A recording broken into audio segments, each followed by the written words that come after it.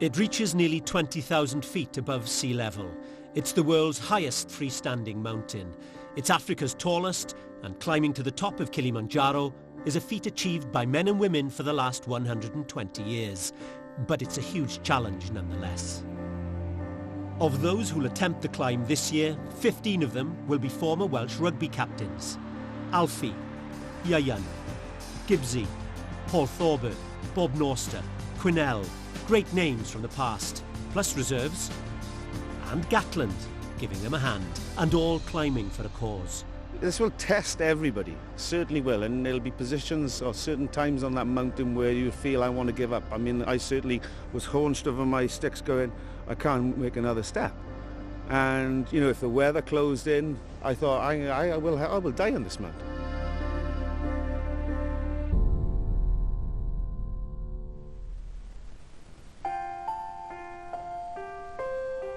The small Pembrokeshire community of Littlehaven is where Hugh and Sue Evans seek solace and inspiration to deal with the big C. When Sue was diagnosed with lung cancer, the future was not looking good. Originally, when I was first diagnosed, I actually could hardly walk upstairs. I had to stop and have a rest halfway up before I could get to the top, and only went upstairs to go to bed. I couldn't do any housework. I couldn't cook food for the family. Everything had to be done for me. Even going and having a shower in the morning absolutely exhausted me. I know people who've been diagnosed with breast cancer and they've been given hope. We weren't given any hope, really. It was a very, very bleak prognosis. Your immediate concern is your husband, your children. You try to figure out ways of making their life easier. You try to figure out how they're going to cope when you won't be there anymore. I can't describe how awful it is to be diagnosed with something like that. There is a massive, massive gap in the research because everybody thinks lung cancer are smokers. And Sue is not a smoker. This isn't a smoking-related disease. Now, research will actually get answers. But research is such an expensive thing. More and more young women are presenting with this disease, and we don't know why. Something out there, whether it's fumes from vehicles or whatever, something is causing this. Research will find out why. So I had to sort of say, well, if these guys want to do this research, we got to get them the money. However we do it, they have got to have this money. They've got to research it. They've got to find out why this is happening. Velindre Hospital in Whitchurch, Cardiff, has become the Welsh Centre for Cancer Research. Within the United Kingdom, 37,000 people a year are diagnosed with lung cancer, and of those 80% will be dead within 12 months. Whilst cancer research has improved the prognosis of common cancers such as breast, colorectal and prostate cancer, the survival figures for lung cancer haven't changed in 30 years. We can see from the improvement in survival for many cancers that research works. More work is needed to raise money to study and learn how better to treat lung cancer. Hugh, who's originally from a Valleys mining family, is the owner of one of Wales' foremost photographic agencies, and he's been the Welsh rugby team's snapper for over 20 years. He's had to deal with generations of rugby heroes and egos. Not the prettiest bunch of models. You see me as a kid coming through, he's got pictures of me, skinny, fat, no hair, lots of hair. And he's got, so I had to do something because, you know, he's got more of me than in picture form than I care to remember. And when Hugh phoned up and said, you know, would you mind climbing a mountain for charity? He said, yeah, no problem. And then I found out it was Kilimanjaro and it was nearly 20,000 feet. I thought, oh. Well, it's for him, and you know, it's for the charity, the Stepping Stones appeal. When Hugh asked for their help, they responded, along with 35 other climbers, all raising a minimum of £10,000 each. They're truly remarkable to have got together and to immediately have agreed to do this the way that they did. It was just fantastic. Who's going to make it? You just don't know. We know Scott Gibbs has already done it, but when Scott Gibbs, the hard man of rugby, I think, And for a back, it's very difficult to say, isn't it? But he found it difficult. It was a massive challenge, the hardest thing he's ever done in his life, he said. He will help us now as well. I hope a couple of them might, in fact, end up carrying me up there. But Scott said it is a very, very emotional thing anyway to get to the roof of Africa. Going back and remembering some of the tough rugby games that I'd played, this was by far the biggest challenge. It put me out of my comfort zone 100%. So yeah, I want to do it again to prove to myself that perhaps it was as tough as it was. It was a very emotional summit for me. I thought I was closer to my mum, who died of cancer 25 years ago, and it just brought me closer to her. So a very surreal moment, you know, and all those loved ones, because it's a huge achievement to summit a mountain of that nature just under 20,000 feet. I mean, it's very, very difficult. Kili has certainly become a fashionable mountain to climb. After all, DJs, models and pop singers have done it. So what's the big deal? Well, it is over 19,000 feet high, and the oxygen at that level becomes scarce. The target? Uhuru Peak, the summit of this inactive volcano in northeastern Tanzania.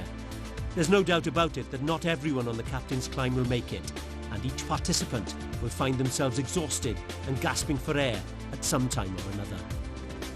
Certainly the altitude puts you out of your comfort zone, puts you in a very comfortable position, and that has adverse effects, because if you don't rehydrate or don't rest enough or don't eat, and certainly the pace of your or your cadence of your hike or your walk has a material effect on whether you are successful at summiting or not.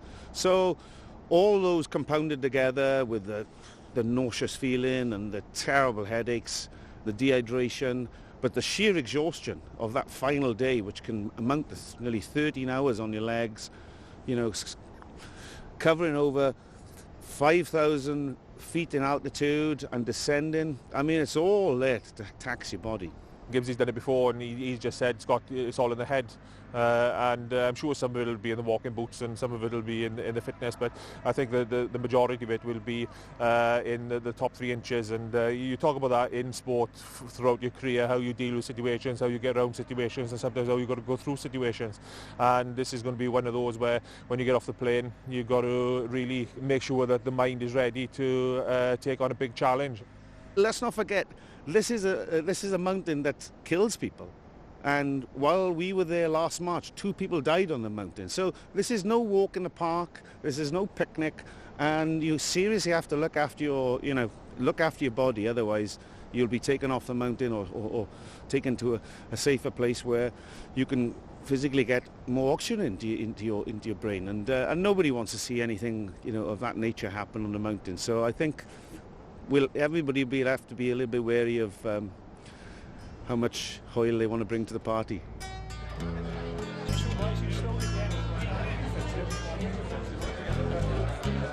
The climbing of this geographical beast has now become an art form, almost a science. The tour companies try to leave as little as possible to chance. Prospective climbers are given advice, guidelines and warnings. Kilimanjaro is not an easy climb. You might think Chris Moyles has done it and you think, it can't be that hard, he did it can't be that hard. Believe me, on that summit night you'll be like, how the hell did he do it? Because it is blaming hard, and it will be probably the hardest 24 hours you've ever had in your life. I think they're going to be in for a bit of a shock because it's going to be quite tough going. It's really hard. Summit day, I think, will shock everyone. Obviously, they've heard all about it tonight, but you can't ever really be prepared for kind of that, exactly how tired you're going to be and kind of the cold. Waterproofs are enormously important. It's not going to be like running around a rugby pitch. It's going to be, you know, they've really got to take it easy and really take it slowly for the first few days to help themselves acclimatise. And the one thing I can guarantee, looking around the room, not all of you will make it to the summit of Kilimanjaro. It's not about getting to the summit. It's about all you're doing for Velindre. It's about the team effort, and it's about, you know, making sure that you fulfil your potential wherever it might be on the mountain, but also making sure that you come home again. I'm not sure you can answer this. When's the last time it erupted? I think I'm frightened, not prepared. I need to get fit and take it seriously. And the thought of failure is horrific, actually. If you've got Bob Norton and Rob Jones with you and you don't make it, can you imagine? It's down to the business end, as they say, so no one wants to fail up there. And I think there's going to be a lot of camaraderie and a lot of competitive guys, especially the captains, who are going to be pushing each other. So I want to see 15 up there at the end of the day. I was just chatting to Yaya now, and he said, you know, when has he got time to pop out for a 6-7 hour training walk? Well, he's going to have to find some time, like all of us. But you've got some pretty competitive animals involved in this, so I'm sure everybody will be fit when they get to the bottom of that mountain.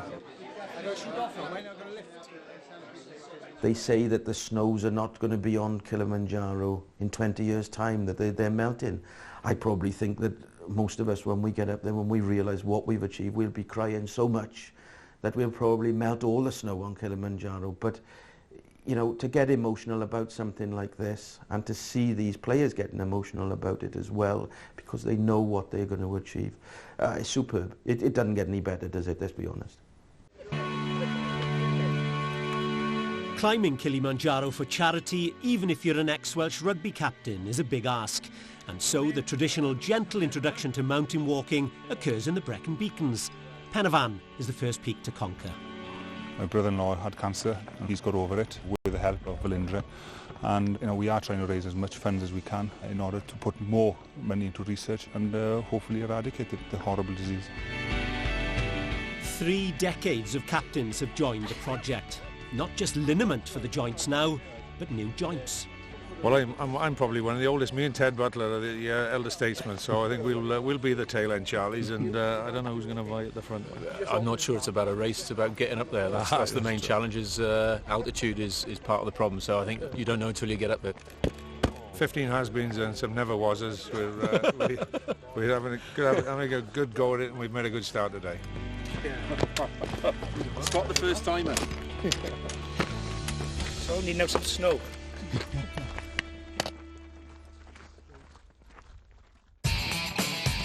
Representatives of the 80s, 90s and noughties, and some of the skippers naughtier than others. It's not only a case of regaining fitness, it's a matter of building a different kind of physical capability. It's hard to get into it. Done Pen y Fan and I found that very, very difficult. If that's anything to go by, then I'm going to struggle big style up Kilimanjaro. I was quite fortunate because, you know, I was relatively fit and I was naturally fit when I was playing. But when the hard graft came in, I kind of went in the background. But now I know that obviously if I want to achieve my goal, which is to climb Kilimanjaro, then I have to train a lot harder than I have in probably the last 6 years. I don't enjoy losing like many sports people.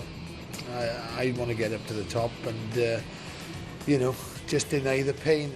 If we lose a few along the way, as long as it's not me, then I'm not going to be that worried. Go on, everyone. What's that sound? Oh, well, it's 12. Emma's a bit of a tootsie mama. He's a lovely boy. He's a great friend. He's a tough, strong, well, Taru, his nickname is, but he does like a little bit of coaching, and maybe there'll have to be a bit of coaching to get him to the top. And you know, as long as there's about 45 physios on hand, along with the Sherpas, then I'm sure Emma will get to the top.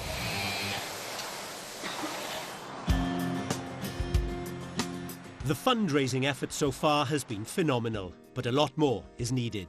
John and Richard Hughes and their special infamous grogs will surely raise a princely sum. This Kilimanjaro masterpiece will eventually go to auction.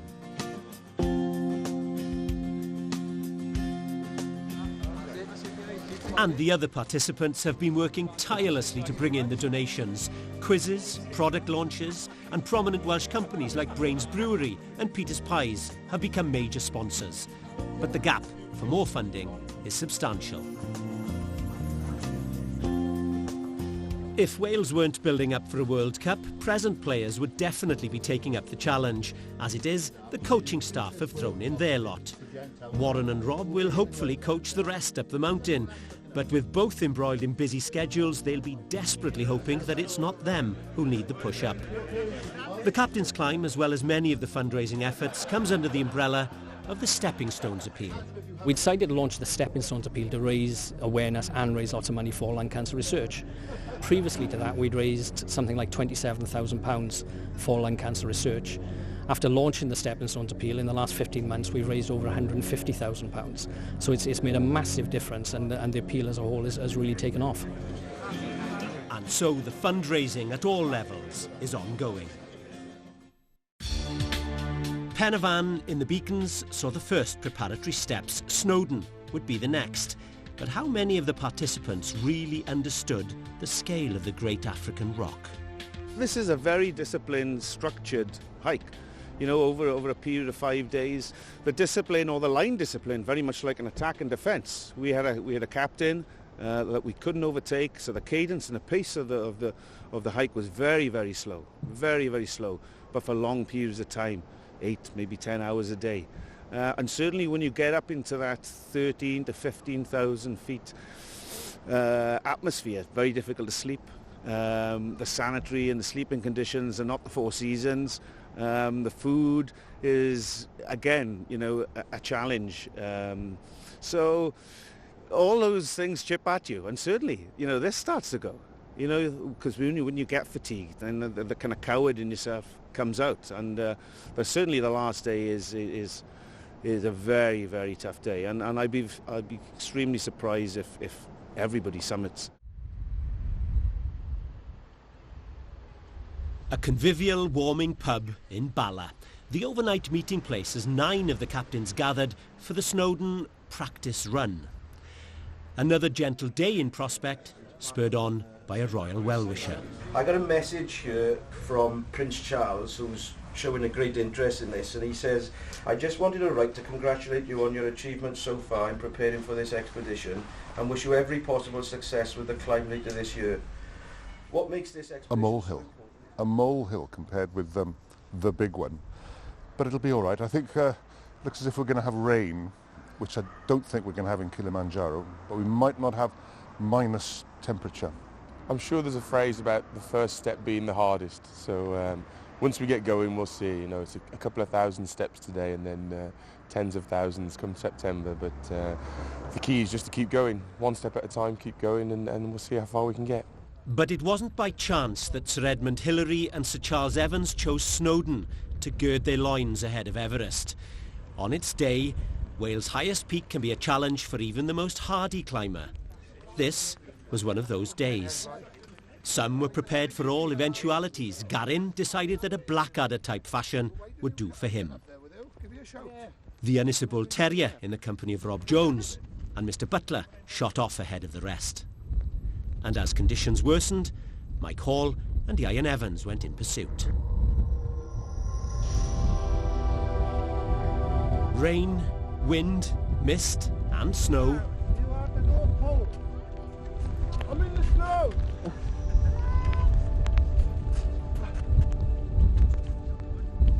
A real Snowdon welcome. Eryri at its most eerie.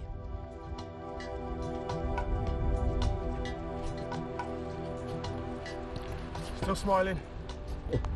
Still enjoying myself, honest. The old sporting competitive edge had taken over. Team spirit evaporated as adrenaline took on the elements. Some made it to the top, but none of the sprinter group were amongst them. This was a lesson learnt. The approach would have been catastrophic on Kilimanjaro. Very disappointed the fact that Robert Jones, I won't mention any names, but Robert might have been one of them, twinkled towards Garin Jenkins himself. He failed miserably. Eddie Butler was another one, if I remember correctly, so 3 of them failed to reach the summit. I think they got lost. I've done Snowdon before, but I must have done the blue run. This was extreme. And I found myself with Rob Jones and Garin Jenkins, who were just skipping up it. So I got dragged up by them. There was one point when Garin went off-piste, and he was just disappearing into the mist, having taken the wrong path. I thought, oh, I could let him go here. He could be in Porthmadog before he reaches the top. And I hauled him back. Fair play to the long-legged Eddie Butler. He came up behind us and I was pondering on and I went a little bit off track, and I'm very thankful to Mr. Butler today for pulling me back on track. I don't know who the captain of this team is, but Hugh, wherever Hugh is, needs to get the whip out and crack him into shape. Yeah, apparently we've got to go a little bit slower, and certainly you know, it's going to be tough based on today, and I think we've all had a bit of a reality check, to be honest. Wasn't it amazing? I mean, you know, on a day like today, you know, I know we're used to this in Wales, this sort of weather, but that was harsh, you know. I haven't had one moan, all I've heard is laughs. And the participants as well have loved their company. They're an absolute wonderful crowd to be with. It's raising the awareness, and I think this is what we've got to get at, is this awareness of this awful disease and the commitment people will make to help us find, you know, a cure or to improve treatments, you know, for this. It is so important.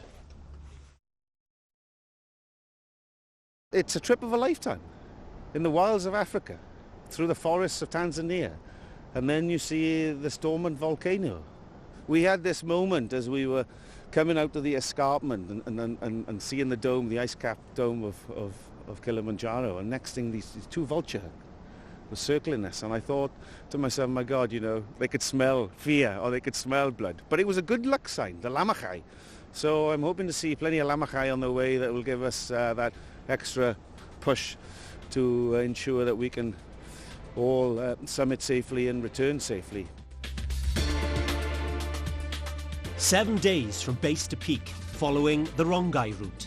Fairly gentle trekking at the start would culminate in a gruelling summit day.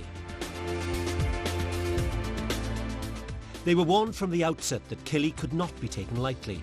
Altitude, the weather, and sheer exhaustion have thwarted many in the past.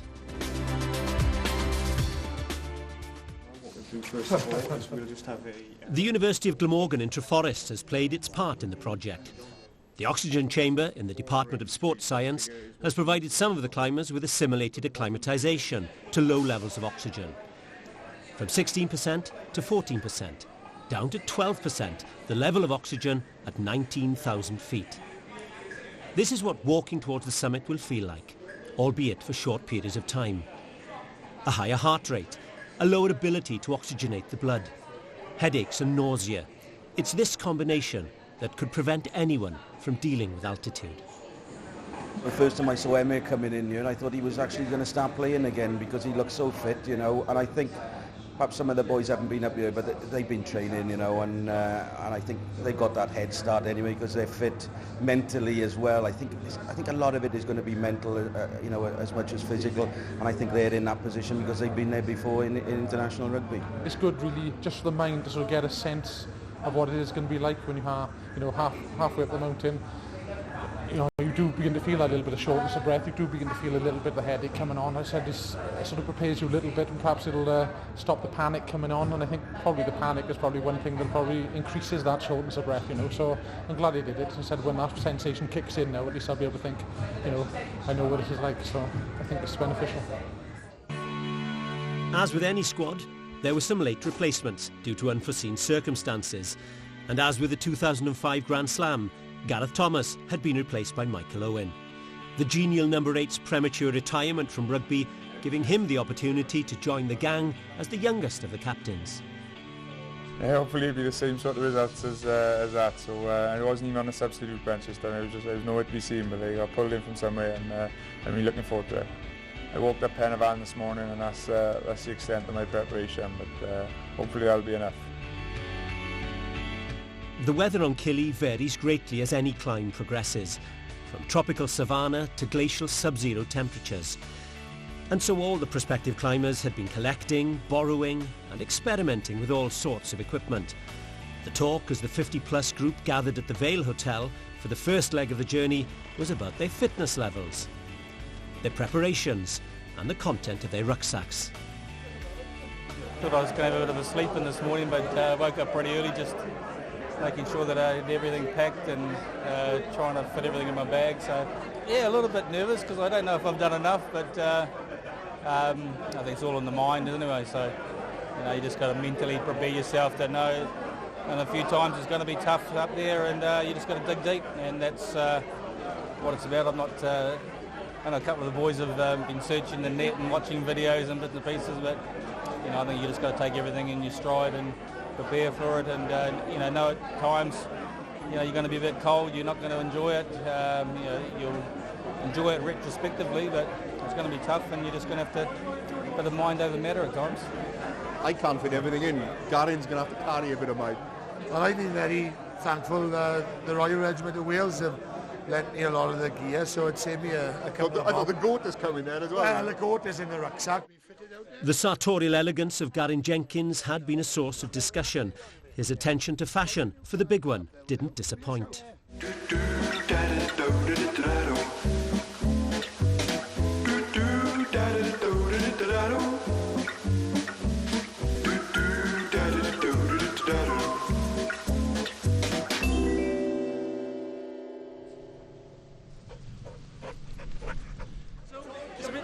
Excluding support staff, guides, trekking experts, doctors and porters, 58 people were about to climb.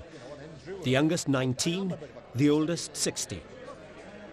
A mixed bunch of publicans, journalists, company directors, IT technicians, fitness instructors and, of course, assorted rugby coaches. Their fears and anxieties, though, were common ones. Everyone says the youngest tried to get up there faster, but I don't think I'll try and get up there faster than them because, well, they're rugby players basically, so I don't think I'd probably do it. But I know from previous walking experience, you always got to walk at the slowest person's pace, so I won't try and do it fast at all. For the last 3 days, I've had a headache because I've been thinking, are people actually going to turn up? You know, you don't know, do you? And you know, this is the first time that we've actually had everybody together. You know, we've had meetings with just a couple and everything else done on the phone. So to see them all here now is brilliant, brilliant. I think I'm as ready as I ever will be. Going with the Welsh Rugby Captains is quite exciting. I'm sure they're all very fit and they'll be extra motivational, and I'm sure there'll be a good crack.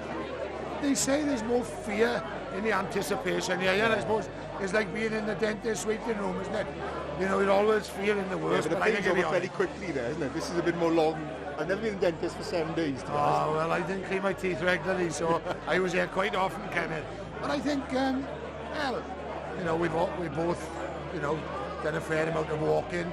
I certainly have. I've been walking in Ennisable, and the 7 hills in Ennisable will probably make Kilimanjaro look like a main street in Holland. We're older than that. We're looking forward to having a laugh, a bit of banter as well. And the thing is, though, when we're out and together, it's a pack mentality. So you find the weakest link, to be honest. So you just hope you're not the weakest link. It's all happening now, isn't it? You know, and you can see everybody here and the support that we're getting. It's superb, isn't it? You know, but it also is bringing it more in mind that only 40% of people will actually make the peak. You know, and it's still going to be tough, isn't it? The last thing I remember, Hugh Evans came up to me at the Millennium Stadium and says, "I've got this great idea. I'm going to get 8 Welsh captains to go up Kilimanjaro." And I went, yeah, Hugh, that's, yeah, put me down. And I thought, well, that one will go away. And of course, it's not 8 captains now, it's 15 captains, and here we are. So, you know, it's one of those send-offs, like going on tour again. Good morning, Roberts. Yeah, it is. It's just like heading off on tour, just a little older.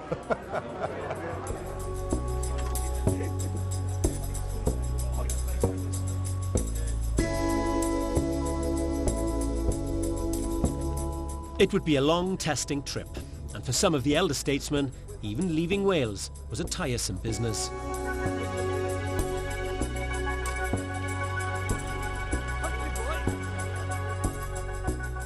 Joining the gang and bringing the front row contingent up to 3, along with Garen and Gatland, was Jonathan Humphreys. No props on this trip, but the other positions well covered to give most teams a run for their money.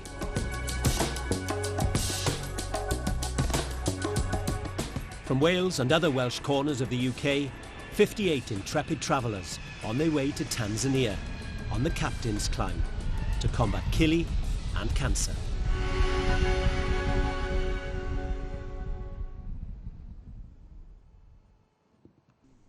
The mountains of Tanzania, in geological terms, vary substantially in age. Kili, at 10 million years old, is quite a youngster.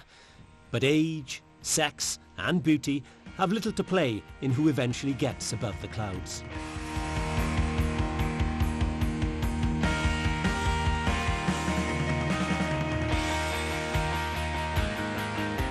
Touchdown in Nairobi and then on to Kilimanjaro Airport. And bringing the total of women up to 7, a well-known Welsh face who should have been well prepared for the expected elements ahead.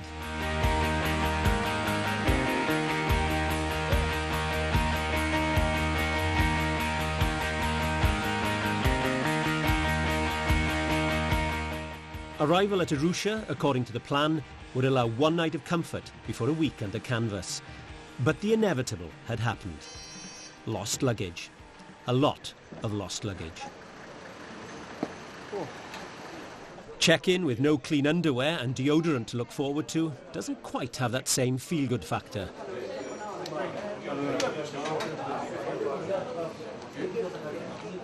The first briefing, therefore, a little bit tense.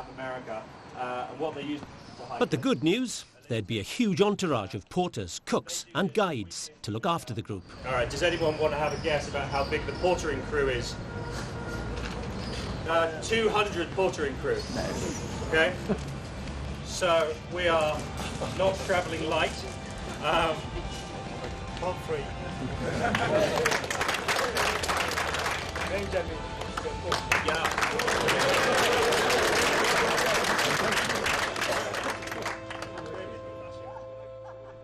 Because of the luggage problem, the plan now would mean a lost day. One day less to acclimatise to the weather and the wildlife. Would all the bags arrive?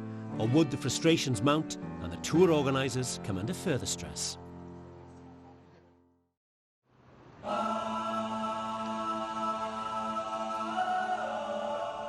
"15 captains and 40 fundraisers already in Tanzania to take on the captain's climb, but the bags were still missing. Great to see you now. Just there are rumours going around, good ones. Just want to confirm or deny what's going on with that. So basically the good news is, due to a lot of work on everyone's part from UTC down in London, we've spoken to the execs in the right places to do with the airlines, and I can confirm now that we have 48 of our bags that are now have definitely 100% arrived in Africa and are sitting in Tanzania with us at the airport. All right, okay. So that's good news, guys. Good news perhaps, and a walk around Arusha town to alleviate the frustrations.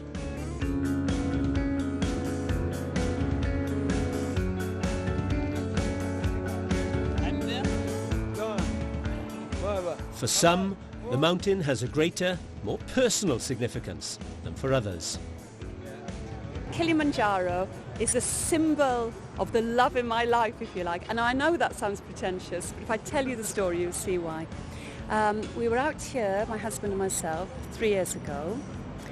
And at that point, of course, we weren't married. And we went to Amboseli National Park. And throughout the week, Kilimanjaro had been completely covered in cloud. You couldn't see the top in any way at all. You could barely see the bottom. And that special evening, as we traipsed up Observation Hill, the clouds gradually, slowly began to lift. And at the top of the hill, he grabbed me and said, "Will you marry me, Sean?" And as he said those amazing, wonderful words, the cloud actually did lift from the top of Kili. So I said yes, looking at a cloud-free, beautiful mountain that has come to symbolise a lot of my life.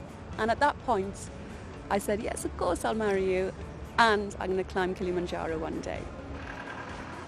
And the urge to get on with it was growing. We walked around Arusha this morning, and every one of us wanted to be steadily going up a mountain. And frustration doesn't even begin to sum it up, because everyone is now thinking of worst case scenarios. You know, we're hoping beyond hope that it'll be all right and we'll get to go, but the whole of that walk, what if this, and what if the medical supplies don't arrive, and what if the big boys don't get their luggage and they can't share kit, and so many what ifs. So we're all using humour to put on a brave face, but deep down, oh God, we want to get onto that mountain. For the non-luggage captains, a philosophical approach to the hiccup. We're going to lose some of that acclimatisation time we were hopefully getting on the mountain, but You know, we've got to be positive, and this trip will need a lot of positive mental attitude, and we haven't seen too much, some dark moments in the last 24 hours for some, but maybe we'll have a laugh about it and we'll get over it now once the bags arrive, and we'll get on. We'll see far greater deprivation on the hill, and we'll soon be in a tent and feeling a lot worse about life, I'm sure. Well, I've got a very accommodating roommate who's lent me a few things, but it is uncomfortable when you haven't got your own personal effects, and I think there's the same t-shirt, pair of shorts I've had for a couple of days now, so I'm not smelling the best. But listen, it's not, when you walk around Arusha, you realise that our sort of small hardships here are nothing. We're in a lovely hotel, we're getting fed well, so we'll hang on in there until the bags arrive. And at last, a day late, but a happy outcome.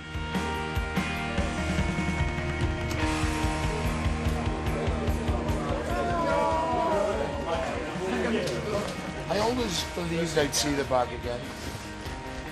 Right. A very emotional moment that, wasn't it? You had yours, yeah? Came in both first time. No, I haven't. Next stop, the mountain itself.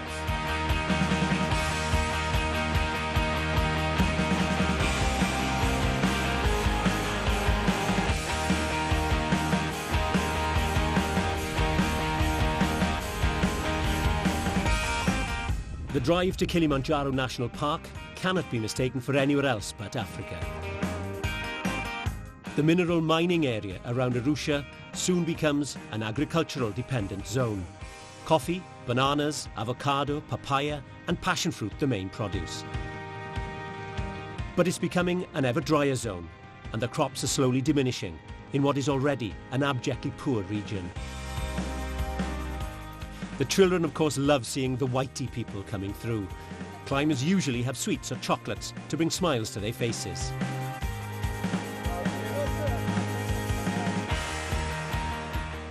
But the whiteys don't stay long. They're on a mission, and the gates at the base of Africa's highest peak are close. The welcome from the porters can be heard from afar.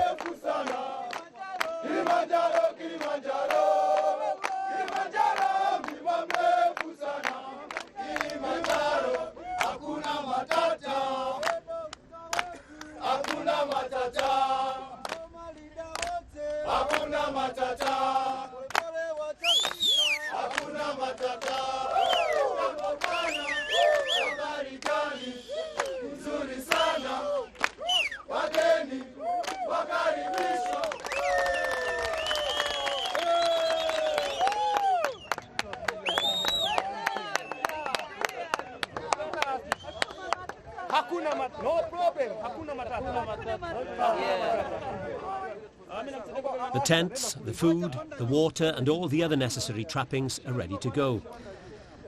At last, the actual climb is about to begin. The frustrations of the luggage are almost forgotten, and the doctors will inevitably find themselves needed. Sometimes we have small groups of, say, 20. This time we've got 58 people.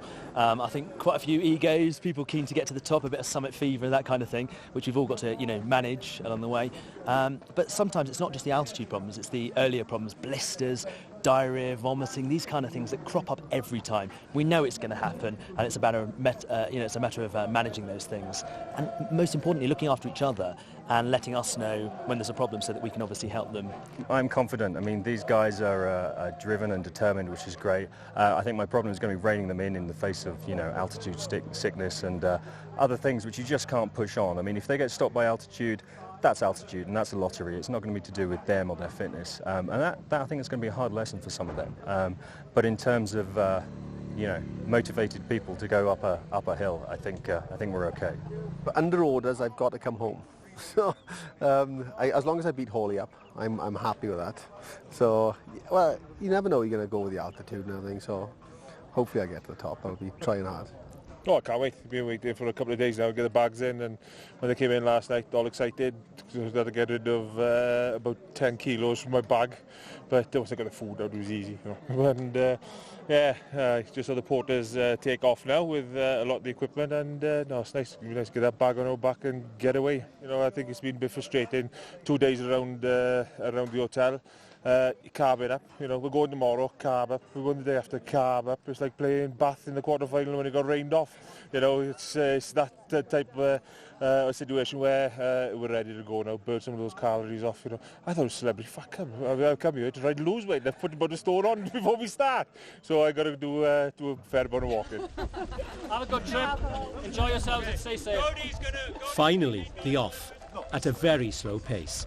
Pole pole in the native language.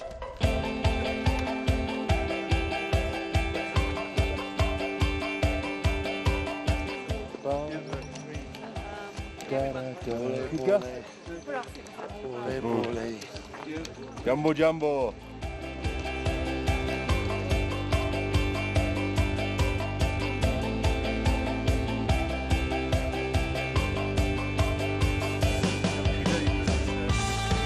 Good pace this, I like this.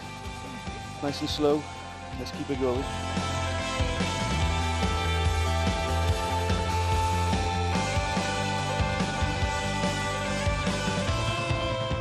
A 4.5-hour ascent through forests and lush growth. Dusty and sweaty, but spirits were high. Although the amenities left a little to be desired. And tonight's winner is...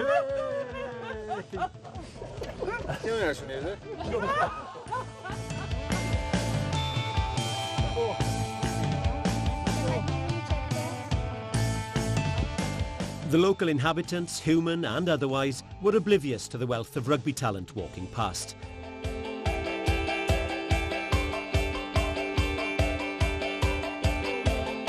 The rugby talent threatening to be as competitive as ever. We're at the back, so we're just going to, over the next couple of days, slowly overtake and summit first, me and Ted. Mark my words.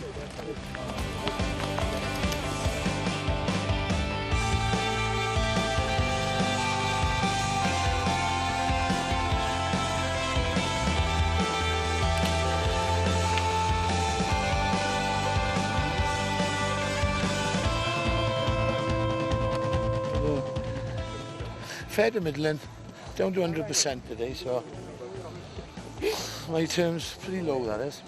Oh, very good. I got Big John Southcombe to my left here.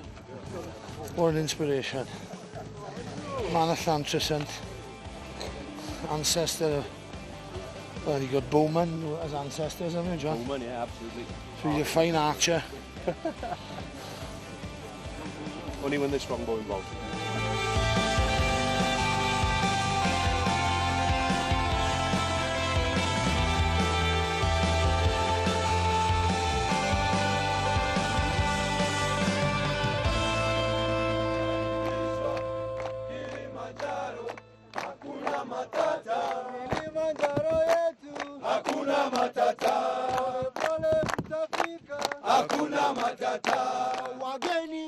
At 2,700 metres above sea level, the first camp, and another porter's greeting. A successfully negotiated first day's trek.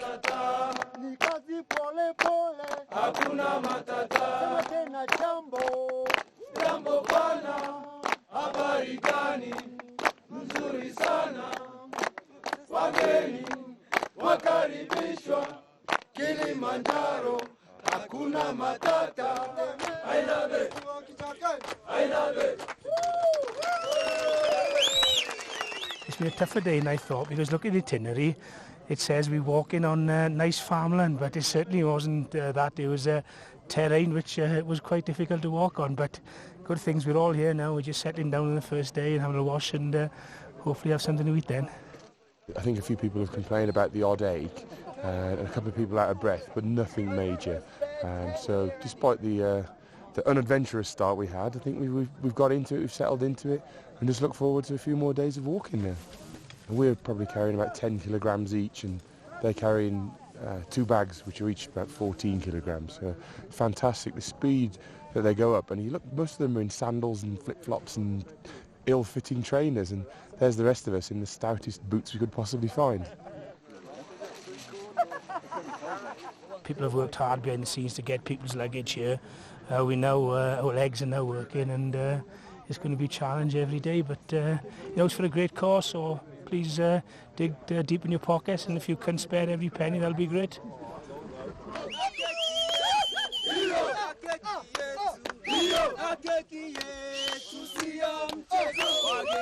A cold night ahead, but a hot meal to look forward to. And as the temperature dropped, even a birthday cake under the stars for Steve, one of the climbers.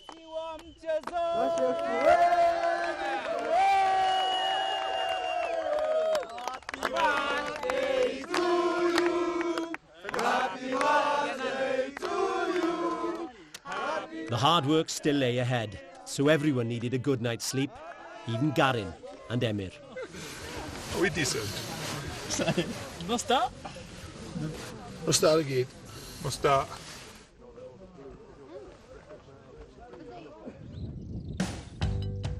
An African sunrise is spectacular from all corners of the continent, but there's something exceptional about the dawning of a day in the shadow of Kili. An early start for all, and the battalion of porters already forging their way ahead to prepare lunch, 4.5 hours further up the slopes.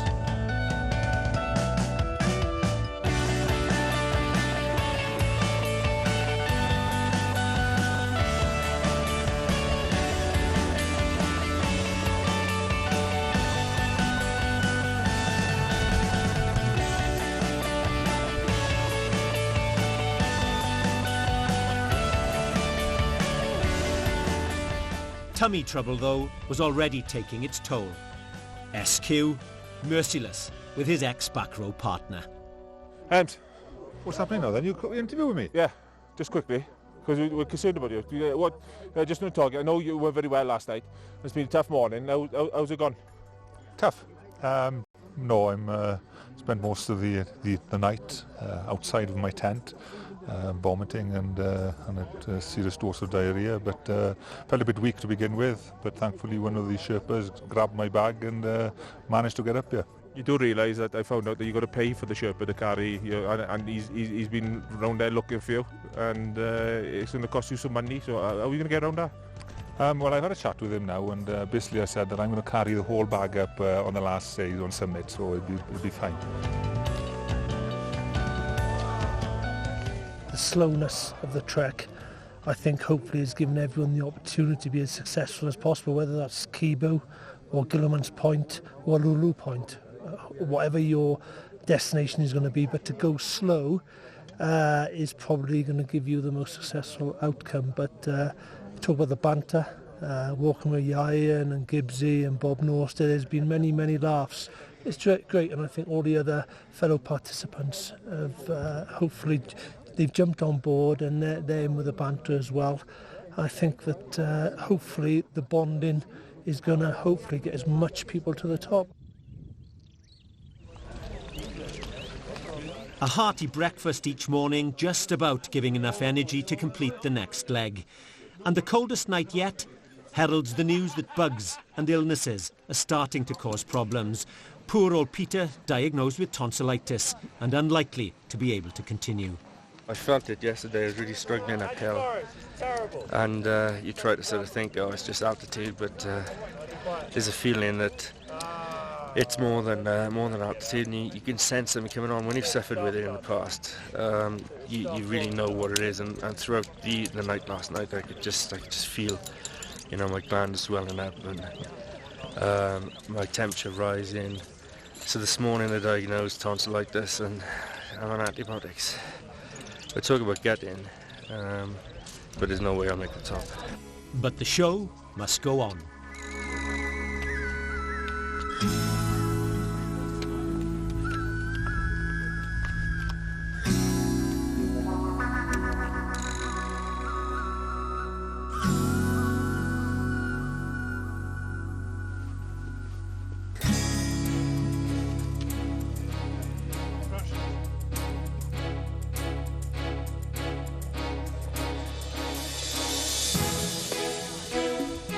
I'm washing my legs. Might even shave them too. Fantastic. Yeah. Fantastic, like a baby lion. Hello, man. Uphill trek. The climate for shorts and short shirts was now passing. The cold night air had alerted everyone to the extremes that Kili could offer.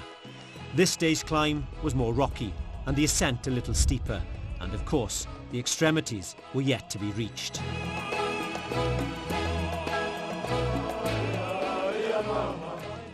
The repertoire might have been a little limited, but the warmth of the camp welcome was once again an unforgettable part of the adventure.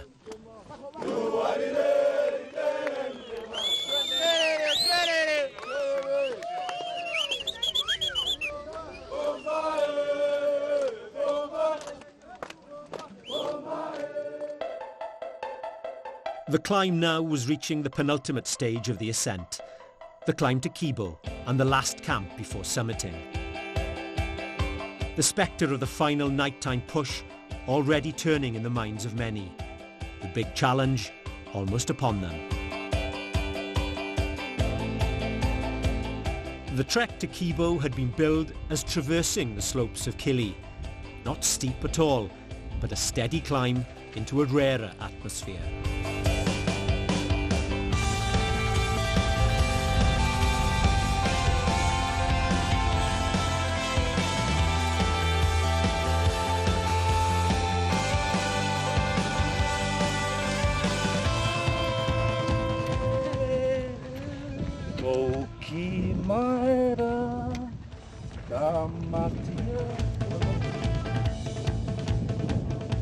And it does feel like being on another planet.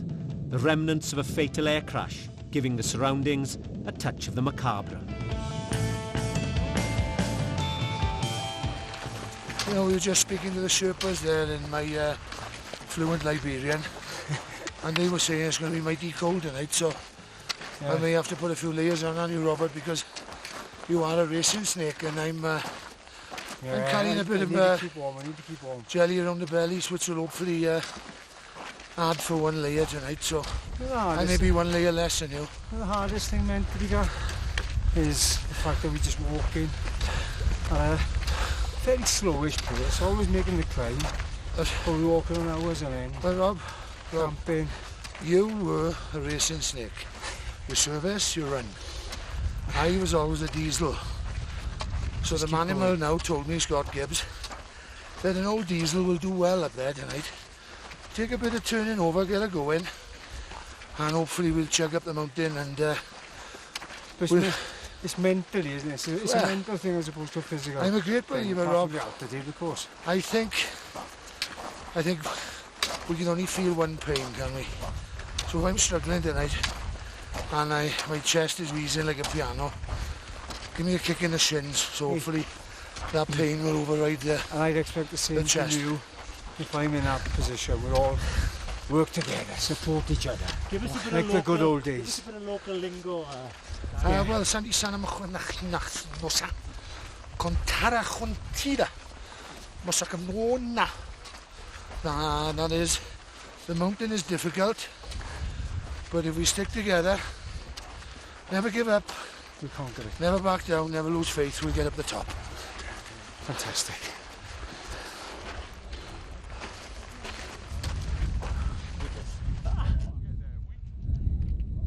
Kibo has an even stranger feel to it. The last resting place before the final assault. The armpit, with a huge volcano head above it. We're here now, Kibo. The last slog now. It's been a nice couple of days. Nice pace, nice tempo. Everybody's upbeat, feeling strong. But we got that tonight. 6 hours to the rim. A further 2 hours across to Uhuru Peak. And then the descent. So it's going to be a very long night, long day tomorrow. But I think I got a good feeling that maybe 80-90% of us will make it. An old rugby adage used to have the forwards pack marauding the field of play as a united entity. All could fit under a proverbial blanket. 3/4 of the way up Kili seemed as good a place as any to test the theory. Oh, what's going on in there? This strange little huddle, though, had a serious connotation. Extreme sub-zero temperatures at altitude sometimes create the need for unlikely gatherings. This thermo covering would provide heat in an emergency. Yet another worrying thought to contend with.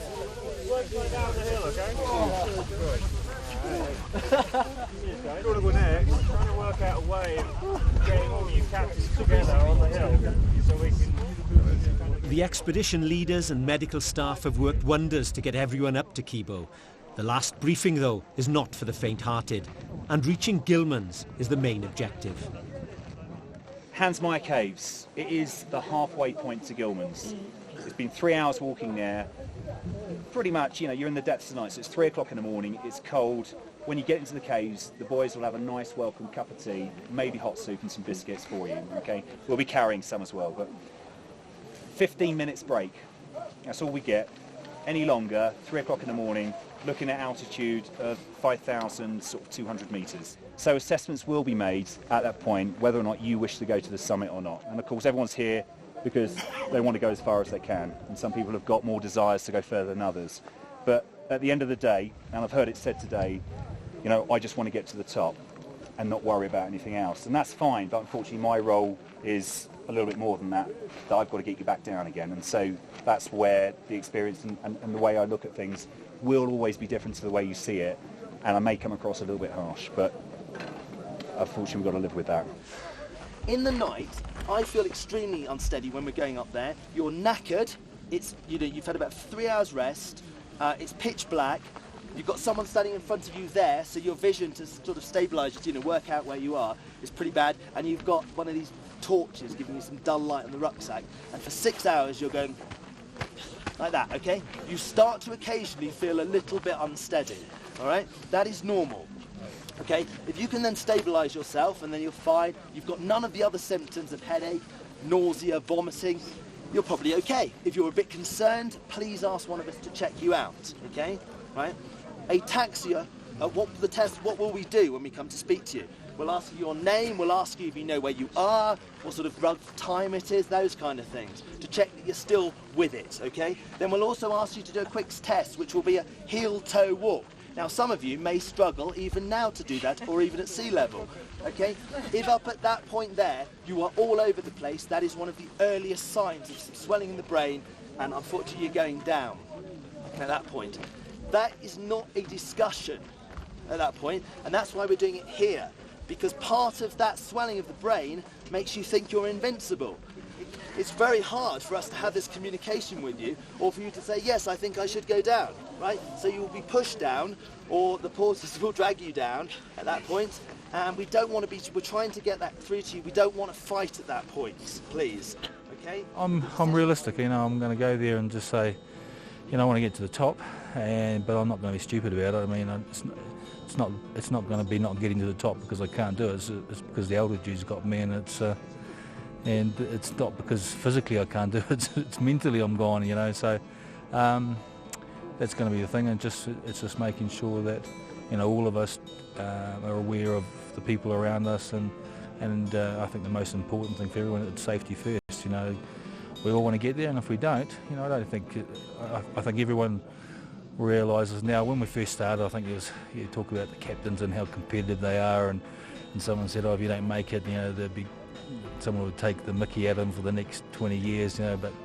I think when everyone realises how difficult it is, and if some of the captains don't make it, you know, it's not going to be. That's definitely not going to be the case, because I think everyone's well aware of just how tough this is.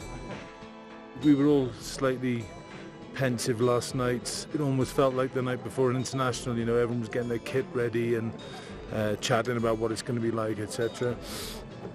And then, you know, we've got this huge challenge ahead of us then. So, yeah, everyone's nervous. It's an unknown for most of us. 99% of us have never been this high before, and yeah, we're concerned. Yeah. But this is it. I mean, this is the last step, and again, we've been primed so much on what can go wrong by the medics. How many ways you can die up here. I'm just hoping that actually it might not be as bad as we've been led to believe, but I suspect in my heart of hearts that it's going to be horribly tough. It's a 2300 start and a cup of tea, almost surreal, unquestionably eerie. Don't tell them, Clyde. Great idea, boys, wouldn't it? I feel like a sack of dead mice at the moment. Hey guys, do you make sure that your partners you're all buddied up with in your tents are with you, because there's no way we're going to be able to count. Listen up, guys. This is it. On request.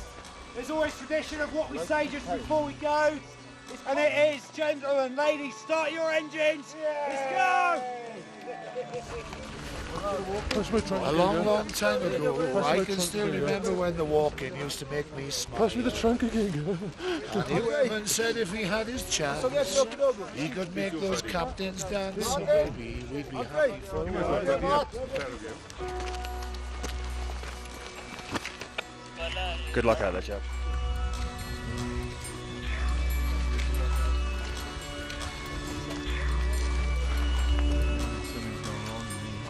The 6-hour trek upwards into a deeper darkness is an enormous physical and mental challenge. If the body and mind have been weakened, even the strongest will struggle. SQ, not even allowed to leave Kibo, his rugby-scarred knees had put pay to his efforts. Emir will not be allowed to continue much further either. Having a drink. The water's frozen in my camelback. Just fed up of wiping it, see? Yeah. It's the highest I've ever been in my life by a margin. Oh, fine. 5,002. So we've got 700 to go. Walk an hour, rest for 5 minutes, the pattern for the climb.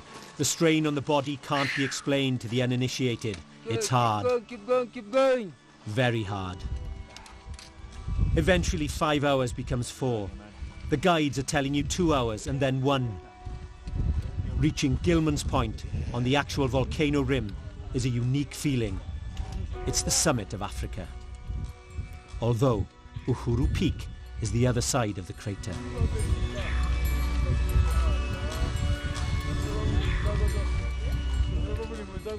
I'm going to go back down. 4.5 hours more would finish me. Yeah. I haven't got any altitude symptoms, I just don't feel well. Yeah. I just feel sort of weak and no energy. Yeah. So there we are, we got here. How you feeling? Yeah, fine. Yeah? Okay, what about any headaches? Honestly, you've got to be honest, because it's a long way to 4.5 hours up there. You're looking tired. Yeah, no, it's fine. I just needed some sort of it, or what do you call it, drink it was, because this run out is iced up cave.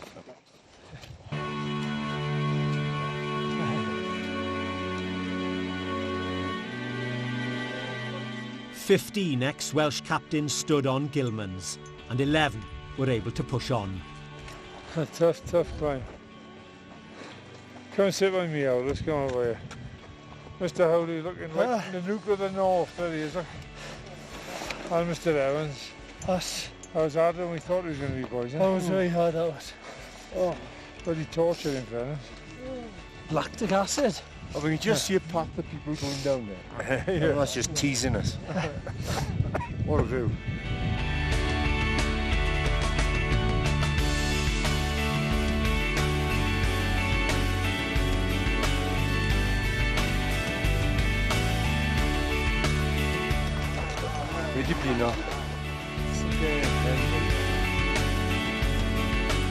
Over 90% of the group had summited at Gilman's, including Tonsillitis Pete. And this was the very top of Africa. 39 of the 58 eventually got to Uhuru, including 4 of the 7 women. But the biggest winner of all was the whole group, for daring to take on the big sea. It's the hardest thing I've ever done in my life. Boys helped me out, Alice helped me out, and Jan Evans helped me out, and a few other boys. Hawley helped me out, it was good. Got to the top, pretty happy. Man, it's tough. Oh, it's an amazing thing. My mum died of lung cancer, and it's a great charity to work for. She was the poshest woman in the world, my mum. But she went to a Pontypool Rugby Club and enjoyed every minute of just watching me play. And so rugby comes with the charity dress. It's a very special moment for me. Congratulations. Thank you very much. That was torture. But for a great cause, and Sue, wish you well in your onward battle, kid. Thanks very much. Cheers. Hugh summited, got to Gilman's, very, very emotional. And when we think how much we've raised for Linda through this, you know, absolutely fantastic, very emotional for everybody. We were just delighted, you know, to have raised so much for Linda.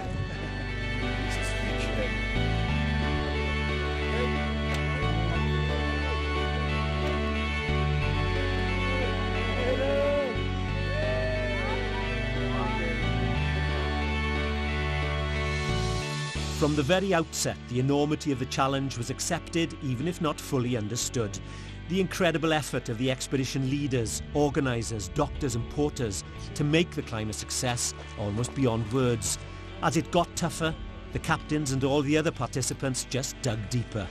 A fabulous adventure, and for Sue and Hugh, and all the others who were fighting this battle, an amazing accomplishment.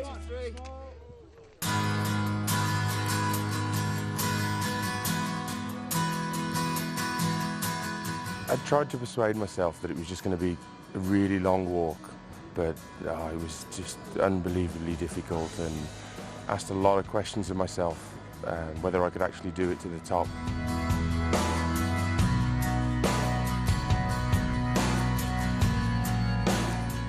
It was a staggering event in all senses, and the final moments at Uhuru Peak were special moments. I think we were all just hanging in there, and the journey home was a really tough one, but a worthwhile one for a great cause.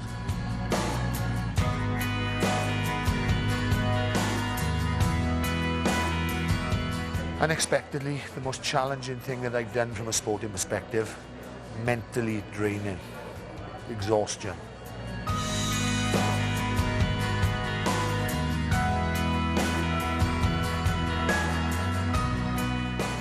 The toughest thing I've ever done in my life.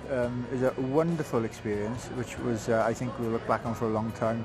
But the most important thing, I beat my old Cardiff teammates, Robert Howley and John Humphreys, to the top.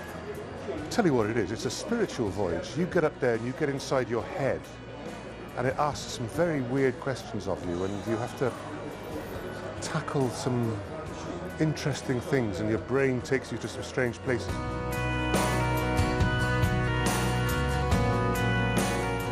Well, I've summited twice, and I've cheated death twice, and I'm not going to do it a third time.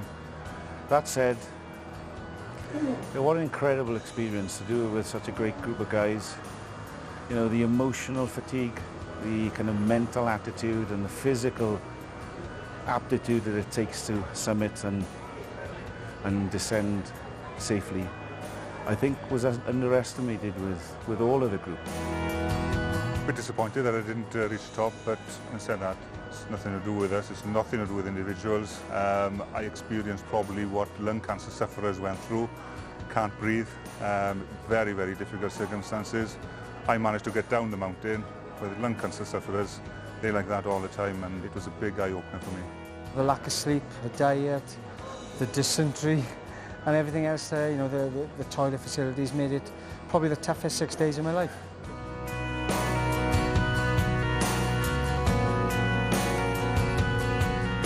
The company of the people and everything about it was such a rewarding experience. The summit night was just something else. It was, it's hard to describe to people, but walking in the dark with head touch on, walking really, really slowly, and definitely one of the hardest things I've ever done.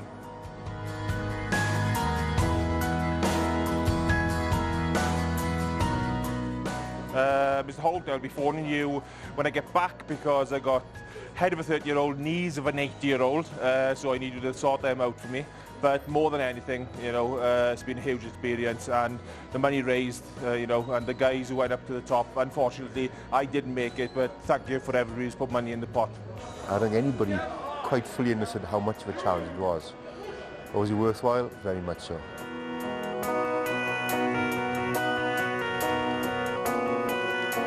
I've been through a lot of extreme pressures and fitness challenges, but that was just beyond anything I've ever experienced.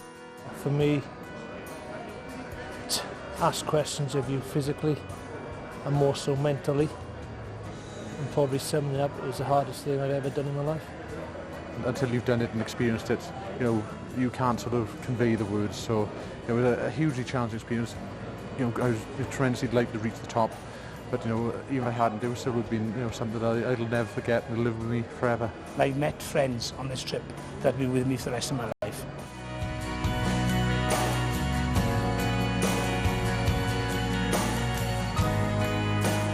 All I can describe it as is a vision into your soul, and it's not a glimpse, it's an actual stare. And the only thing that will get you up there and physically get you down is the thought of your loved ones and getting back to them.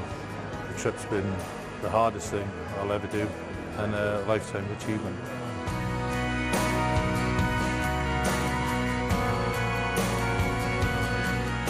And I think all of us will look back in a few weeks' time and say, okay, I've done that. Will I do it again? Don't think so. A very emotional time. You know, being on the top of the mountain and being closer to those lost loved ones. But yeah, I'm nice to be back on terra firma.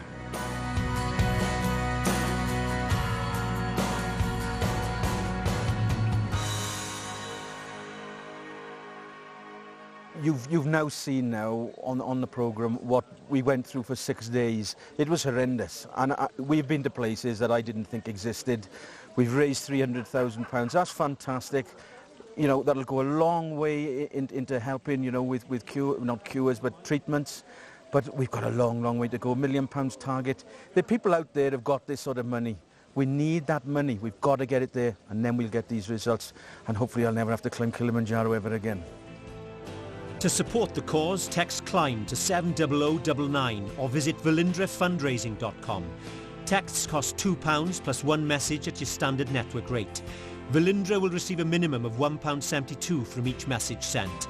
The captains have climbed, now it's your turn.